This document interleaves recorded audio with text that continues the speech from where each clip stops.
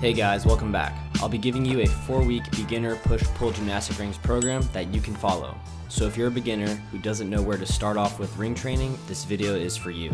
Now, I've been fortunate enough to work with a lot of beginners, and the biggest struggles that I tend to see when it comes to the rings are dealing with the instability, determining the intensity needed, and a loss of approach. This program will help cover these areas for you while helping you develop a base level of pushing and pulling strength on the rings. This program is going to be 3 days a week with 1 rest day between each session and 2 rest days after 1 week is completed for a total of 4 weeks. You'll have sessions A and B, performing sessions A twice a week and performing session B once a week. For weeks 1 and 2, the main focus will be working with feet assisted or easier variations of our static and dynamic pushing exercises, where dealing with the instability will be most challenging at first, accumulating more total reps and hold times of each exercise at a lower intensity. For weeks 3 and 4, the main focus is to increase the difficulty of our static pushing exercises by challenging yourself to go for a harder variation and introduce some negative work for our dynamic pushing exercises. The same principle will apply to our pulling exercises in terms of increasing the difficulty.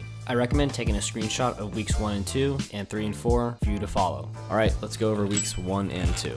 For session A, our first exercise is going to be feet assisted support hold. Here we're working to train the instability portion while isometrically challenging our pushing muscles to hold us up. We're going to use a feet assisted variation of the support hold on rings. This might require you to play around with the height of the rings. So choose a height where you can keep your arms straight on the rings with your knees bent with feet on the floor. Keep the rings close to the body with a neutral grip, and when you're ready, with straight and locked out arms, allow yourself to sink pressure into your hands with the legs assisting you. Make sure your shoulders aren't rising towards your ears. Really push your hands into the rings, keeping the shoulders down and away from the ears. The assist from the legs can help us adapt to the rings while using solid form. It's important to know that the higher the anchor point is from the rings, the less stable the position will become. Now, this isn't a bad thing, but be aware of this and stick to the same anchor point you're using if possible. Shoot for 2 to 3 sets of 15 to 30 second holds with a minute to a minute and 30 of rest between each set. After you've completed your support holds, you'll move on to rows. With ring rows, we can easily adjust the intensity to our needs. So here we want the rings around hip height and standing a few steps behind the anchor point.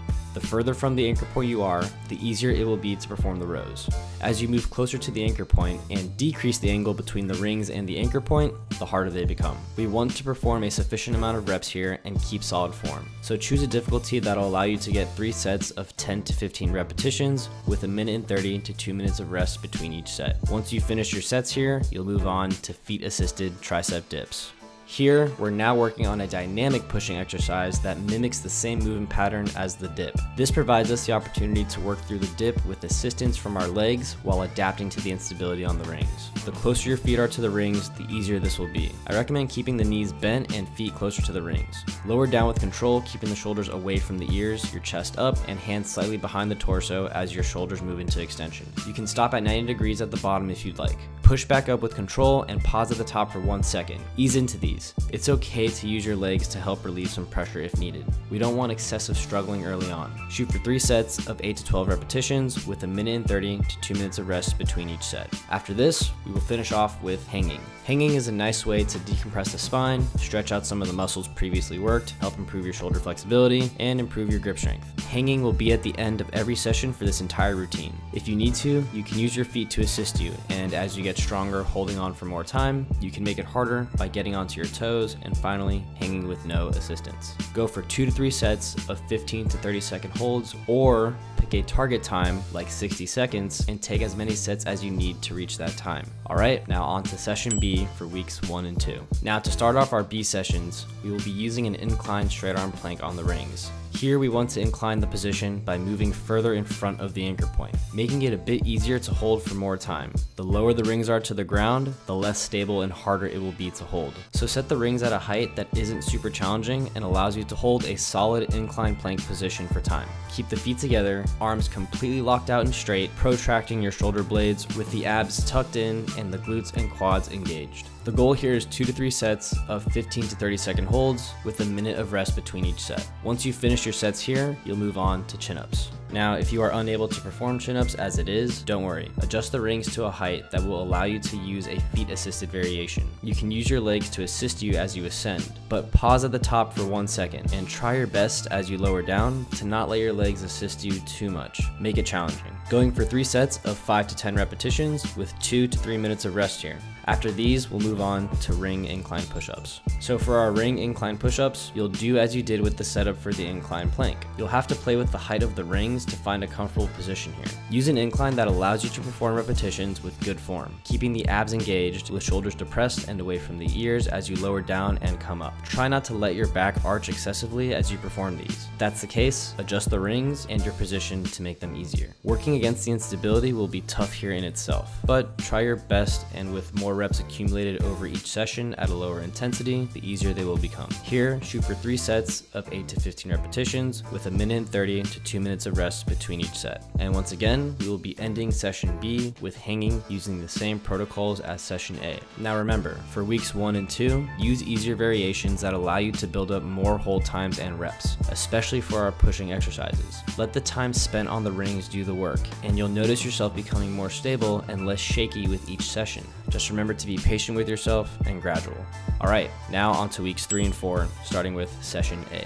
We want to try and up the ante here by making our ring support holds a bit harder. Set the rings a bit higher and go for toe assisted or no assistance at all. Keep the rings close and tight to your body with a neutral grip position. With the accumulated time spent on the rings in the first 2 weeks, you should feel a bit more confident, stable, and prepared with the increase in difficulty here. If you still feel that you need to use the feet assisted, knees bent variation, that's okay. But when you're ready, make it a bit more challenging by raising the rings and having less pressure on the feet.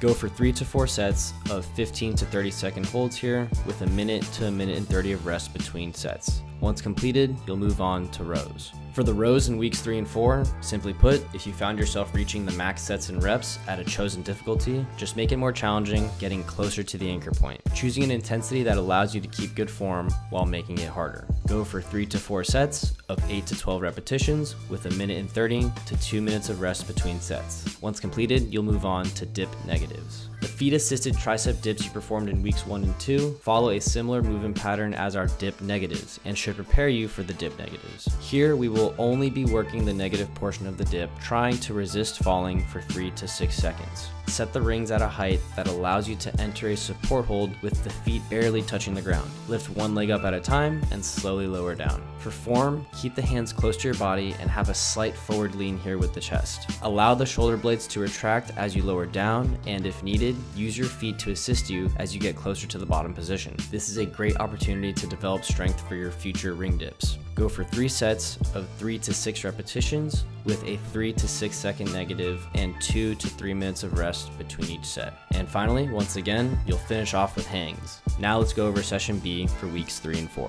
We're starting off with the plank on rings once again, except now I want you to slightly reduce the incline or even go directly under the anchor point if possible. If not, no worries. You'll maintain the same form cues and really challenge yourself here to hold the harder position with less of an incline. Keep the body tight and filled with tension. Here, shoot for 3 to 4 sets of 15 to 30 second holds with 1 minute to 1 minute and 30 of rest between sets. Once you've completed your planks, you'll move on to chin-ups. Here for the chin-ups, simply put, if you are using the feet-assisted variation, try and go for some 3 second negatives here if it's feasible. If not, continue to improve your feet-assisted variation by gradually increasing the reps and sets. The recommendations remain the same here with 3 sets of 5 to 10 repetitions and 2 to 3 minutes of rest between each set. Now onto push-up negatives.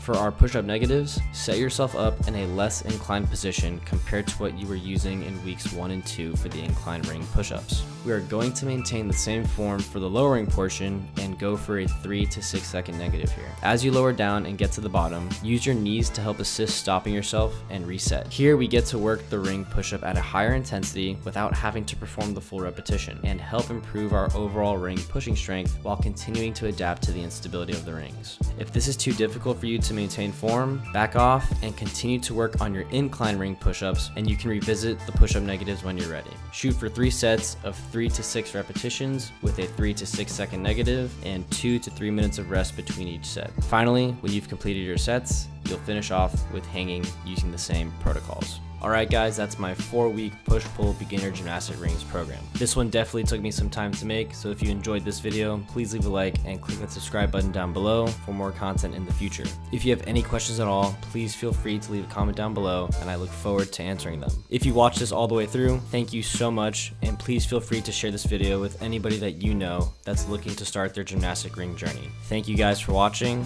and enjoy the process.